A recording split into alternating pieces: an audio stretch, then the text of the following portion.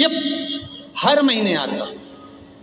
जब आपके हृदय में कभी कोई बात आ जाए कि बाबा आज मेरा मन ये कह रहा है और आपको सुनना है बाबा, आपको स्वीकारना है बाबा, आपको मेरे मन की बात जानना है बाबा, बस हाथ में चंदन लगाया, बेलपत्री का भाग इस तरह से पकड़कर शिव जी से अपने हृदय की बात कहकर, मेरे देवाधिदेव महादेव से दिल से कहकर, अशोक सुंदरी वाली जो जगह होती है, आपको बताया है अशोक सुंदरी का जो स्थान होता है, ये शिवलिंग यहाँ अशोक सुंदरी की जगह, इस बेलपत्र को अशोक सुंदरी वाली जगह पर जहाँ शिवलिंग है, शिवलिंग की साइड पर पहले नंबर की पत्ती का मुख होना चाहिए, बस उसको रख दीजिए और उस पर थोड़ी देर हाथ रखकर अपने हृदय की बात मेरे महादेव को दिल से कहकर आ जाइए।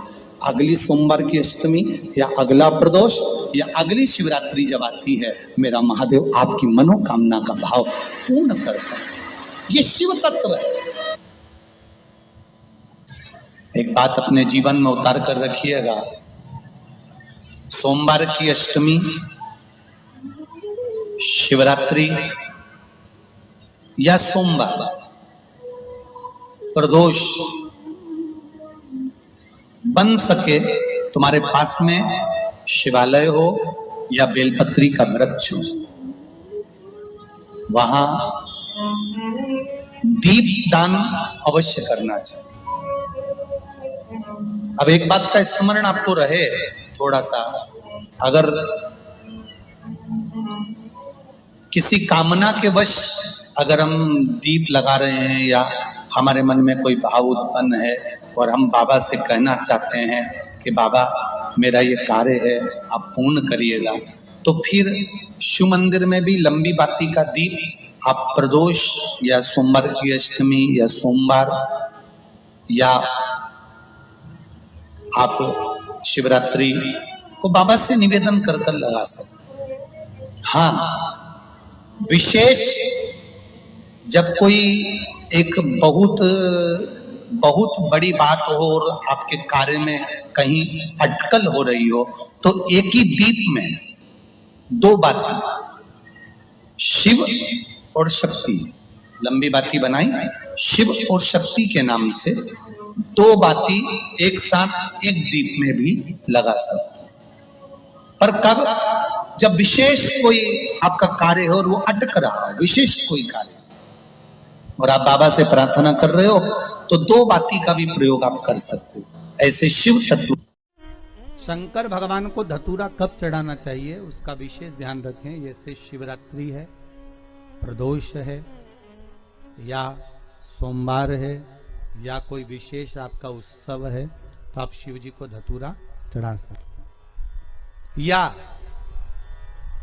विशेष कोई बीमारी ऐसी लग गई है या विशेष कोई तकलीफ ऐसी हो गई है जिसका निवारण नहीं हो रहा, तो आप धतूरा चढ़ा सकते। धतूरा चढ़ाने का भी एक क्रम है। हल्दी में भिगोकर धतूरा चढ़ाया जाता है लक्ष्मी के लिए।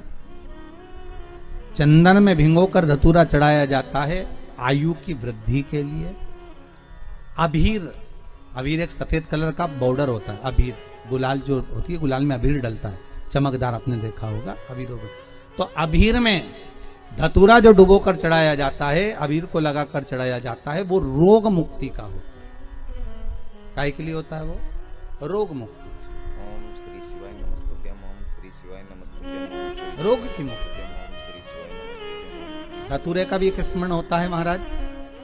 बहुत भारी रोग है, बीमारी लग गई है, डॉक्टर अपना काम कर रहे हैं, घर का व्यक्ति बहुत बीमार हालत में पड़ा हुआ है, तो बेलपत्री के वृक्ष के नीचे भी शिवलिंग का निर्माण कर कर एक धतूरा समर्पित करा जाता है, जिससे रोग से मुक्ति होती है। उसमें ना तो हल्दी लगाई जाती है, ना चंदन लगाया जाता है, ना अबीर लगाया जाता है, केवल धतूरा चढ़ाया जाता है। जिसके जीवन में हमेशा कांटे ही मिले हैं, बेटी बड़ी हुई तो घर में मायके में दुख देखा, और मायके से गई ससुराल में तो ससुराल में दुख देखा, ससुराल में भी दुख देखने के बाद में भी पति को बहुत कुछ काम खुलवाया, बहुत धंधे खुलवाए, नौकरी लगवाई, पर वो पति बार बार छोड़ कर आ गया, बार बार तकलीफ भोग रहा है, बार बार कष्ट भोग रहा है। फिर थोड़े दिन काम करता है, थोड़े दिन छूट जाता है, फिर व्यापार में बढ़ता है, फिर छूट जाता है, फिर कोई दुकान खुल गई, थोड़े दिन अच्छी चली, फिर वापस वहीं घर पर आकर बैठ गया। अर्थात उसके जीवन में वो शूलता चल रही है। तो बाबा देवाधिदेव महादेव कहते हैं, ये 3 घड़ी 3 पल 3 नक्षत्र 3 समय 3 दिन में जो शूल मुझे समर्पित करता है, उसके जीवन से मैं शूल हटा देता हूं। वो 3 दिन लिखे स्कंद पुराण।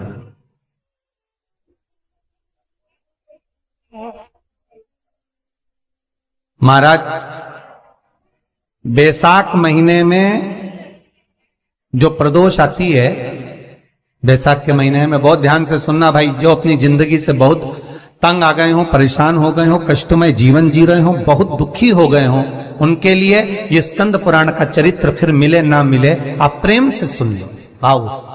पहला, बैसाख महीने की प्रदोष, चाहे वो शनिचरी प्रदोष हो, चाहे रविवार की हो, सोमवार की हो, मंगल की हो, बुधवार की हो, गुरुवार की हो, शुक्रवार की हो, शनिवार की हो, कोई भी वार की हो, पर बैसाख महीने की प्रदोष, प्रदोष काल में शाम का समय सूर्य डूब रहा हो, बस डूबा ही हो, और उस समय पर सूर्य के डूबन के तुरंत बाद बाबा को धतूरे के साथ में बेलपत्री ना चढ़ाते हुए बेलपत्री के वृक्ष के 7 कांटे बाबा के शिवलिंग पर समर्पित करे जाते हैं महाराज, अपनी जिंदगी में अड़चनों को हटाने के लिए।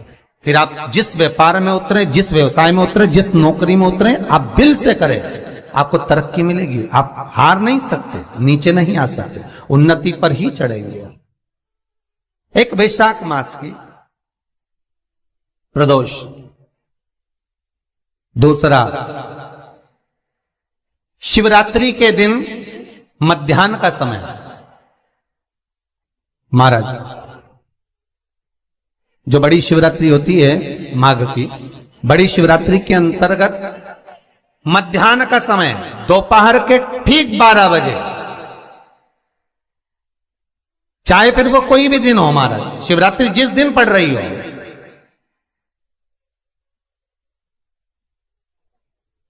उस दिन भी धतूरे के साथ बाबा को 7 कांटे बेलपत्री के वृक्ष के समर्पित होते हैं महाराज। इसमें आप ये वाले जो कांटे हैं, जो शिवरात्रि के दोपहर 12 बजे वाले हैं, अगर कोई मदिरा पीने वाला हो, व्यसन में डूबने वाला हो, कोई जुआ खेलने वाला हो, कोई गलत वैश्यावृत्ति करने वाला, या अपने मार्ग से विचलित कोई व्यक्ति है, उसके लिए भी ये कांटे बहुत काम आते हैं महाराज। दूसरा, पार्वती, तेरे द्वारा तेरे नयन अश्रु से जो प्रगटा हुआ बेल का वृक्ष है, द्वितीय शूल मैं वहां धारण करता हूं, तृतीय शूल, तीसरा शूल जो वर्णन करा गया महाराज, भगवान श्रावण के महीने में जो भी दूसरा सोमवार पड़े, जो भी पड़े, श्रावण के महीने का जो दूसरा सोमवार होता है, उस दूसरे सोमवार में रात्रि के समय पर, अर्थात शास्त्र अब घड़ी और पल का स्मरण करेंगे तो रात्रि के बजेंगे 10 से 12 बजे महाराज, 10 से 12 के बीच में धतूरे के साथ बाबा को शूल समर्पित होता है महाराज। ये भी हमारी बाधाओं को, हमारी तकलीफों को, व्यापार व्यवसाय के लिए, नौकरी सर्विस के लिए, बहुत सारे एग्जाम में आप बैठ लिए, गवर्नमेंट एग्जाम के लिए बैठ लिए, नहीं हो रहा, ये 3 बार मेरे शंकर को बेलपत्री के वृक्ष के शूल समर्पित होते हैं, उसका आनंद पाना और उससे अपने को सुख प्राप्त करना।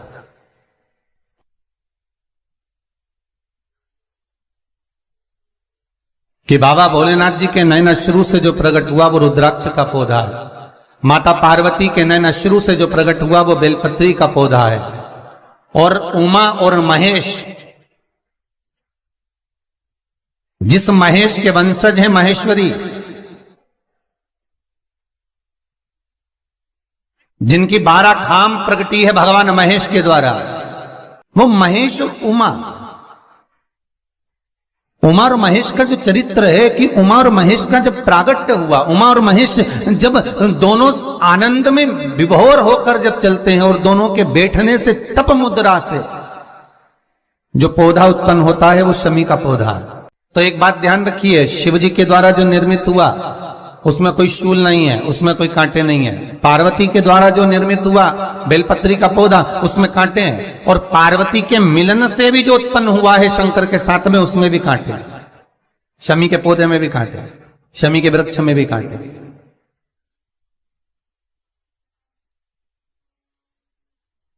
तो पार्वती जी स्कंद पुराण में एक प्रश्न कर रही हैं भोलेनाथ जी से कि प्रभु मुझे ये बताओ कि आपके द्वारा जो निर्मित हुआ उसमें शूलता नहीं है, पर मेरे द्वारा जो निर्मित हुआ उसमें शूल क्यों आया है, उसमें कांटा क्यों आया है? थोड़ा सा माताओं, मेरी जीजियों, आपको थोड़ा बुरा तो लगेगा इस प्रसंग को सुनकर, पर लग जाए, पर आज कथा निकली है तो सुन लो है कि शिवजी जिस रुद्राक्ष को उत्पन्न कर रहे हैं उसमें शूलता नहीं है, पर पार्वती जी जो संग में मिली हैं उसमें भी शूलता है, और पार्वती के द्वारा जो प्रकट हुआ बेलपत्र उसमें भी शूलता है। तो भगवान महादेव बोलते हैं, पार्वती मैं तुझे कुछ कहूं और कहने पर तुझे तेरे हृदय में कोई बात चुभे, शूल लगे तो मुझे ठीक नहीं लगेगा। नहीं नहीं नहीं, आप कहिए प्रभु, मैं सुनने के लिए तैयार हूं, आप तो बोलो कि कारण क्या है। भगवान कहते हैं, पार्वती बस अंतर इतना है, नारी का जो स्वभाव होता है, स्त्री का जो स्वभाव होता है, उसके हृदय में छोटी छोटी बात के शूल बहुत होते हैं।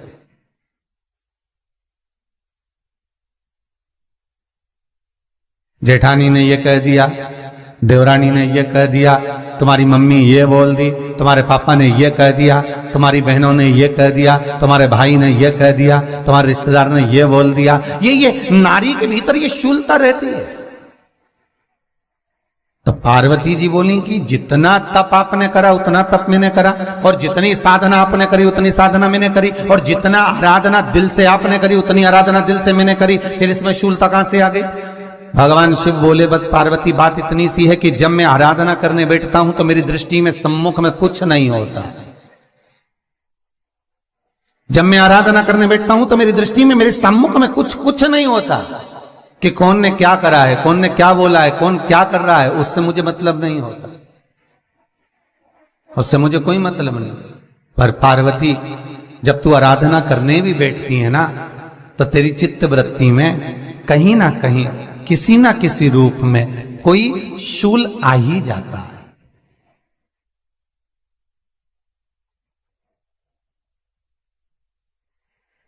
कई माताओं की आदत देखी साहब, भगवान की सेवा करने बैठी है तो भी भीतर थोड़ा सा शूलता भरी हुई है। महाराज बताओ, इतने सारे भगवान इकट्ठे कर लिए, मैंने बोला था बहू से कि वहां रख लेती है, बताओ इतने सारे यहां पर लाकर रख दिए हैं, अब इसकी सेवा करना पड़ रही है, अब ये करना पड़ रहा है। प्रसाद लेने के लिए रसोई घर में गई, भगवान का भोग लगाने के लिए, तो उसमें भी शूलता आ गई। इतने घंटों से मैं सामान ढूंढ रही, फ्रिज में मिल ही नहीं रहा, मैंने रख के गई थी, भगवान जाने कहां चले गए। भगवानों को वस्त्र पहना रही है तो शूलता है। अलमारी का ड्रॉज खोला, इसमें मैंने सामान रखा था, ना जाने भगवान का श्रृंगार कहां चले गया, कौन ने हाथ लगाया, फिर शूलता आ गई। भोजन करने बैठे तो शूलता है, कोई कार्य के लिए जा रहे हो तो शूलता है। अर्थात कहीं ना कहीं नारी के जीवन में शूलता बनी हुई है। और पार्वती, जब तुम भजन करो, तप करो, साधना करो, भक्ति करो, उसमें शूलता नहीं होना चाहिए। श्री शिवाय नमस्तुभ्यम, ओम श्री शिवाय नमस्तुभ्यम, ओम श्री शिवाय नमस्तुभ्यम, ओम श्री शिवाय नमस्तुभ्यम, ओम श्री शिवाय नमस्तुभ्यम, ओम श्री शिवाय। पार्वती जी ने कहा, भोलेनाथ तो क्या आप मुझे स्वीकार नहीं करेंगे बेलपत्री के रूप में? क्या मुझे स्वीकार नहीं करेंगे शमी पत्र के रूप में? पद्म पुराण, स्कंद पुराण, लिंग पुराण, नर्मदा पुराण और शिव महापुराण, ये सारी पुराणे वर्णन करती है। पार्वती जी का खंड आनंद वर्षित कर रहा है, वर्णन कर रहा है। पार्वती खंड वर्णन कर रहा है, सती खंड वर्णन कर रहा है, उमा संहिता वर्णन कर रही है। क्या आप मेरा ये बेलपत्र का स्वरूप आप धारण नहीं करेंगे? इसमें शूलता इसलिए भगवान कहते हैं नहीं नहीं, धारण तो करूंगा। वो केवल शिवरात्रि के दिन करने का होता है। शिवरात्रि का प्रसंग कहता है अपने मन की अभिलाषा रखकर तुम्हें जो चाहिए। प्रकार आप लोगों ने भी पढ़ाई करी होगी, हमने भी करी।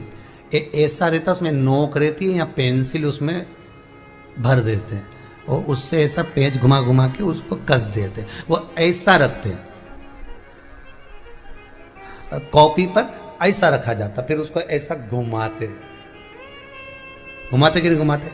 अरे बोलो तो, सबने कराए ना ऐसा घुमाए, वो घुमाते एक जैसा गोला बन जाता बिंदु। और जो नोक होती है ना वहाँ चुभी रहती है और वो एक ही जगह पे रहती है और घूमती जाती है।